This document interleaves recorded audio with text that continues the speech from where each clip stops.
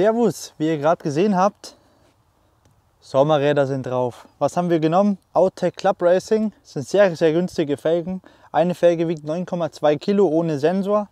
Hier natürlich mit RDKS-Sensoren, original von Toyota. Das sind jetzt 8,5 x 18, also ein halbes Zoll breiter die Felge und ET38, also die Felge kommt auch um 7 mm weiter raus. Und dann noch die breitere Felge haben wir insgesamt, ich glaube, 1,3 cm nach außen gewonnen.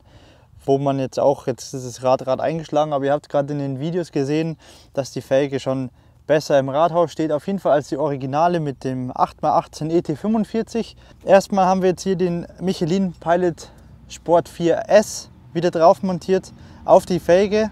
Und genau, den Originalen in 225 40 18, der sich jetzt auf der Felge leicht zieht, weil die Felge ja breiter ist, aber wir die gleiche Breite an Reifen drauf montiert haben.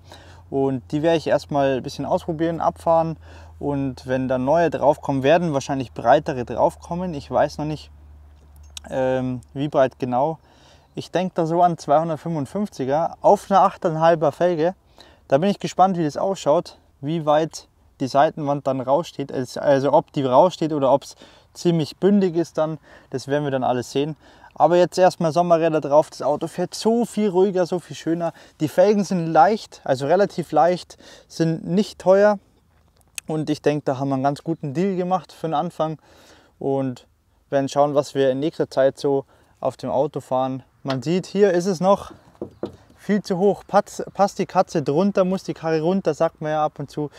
Aber da werden wir uns demnächst drum kümmern. Also bleibt gespannt, abonniert den Kanal, Daumen hoch, wenn es euch gefallen hat. Wenn nicht, dann auch Daumen hoch und bis zum nächsten Mal.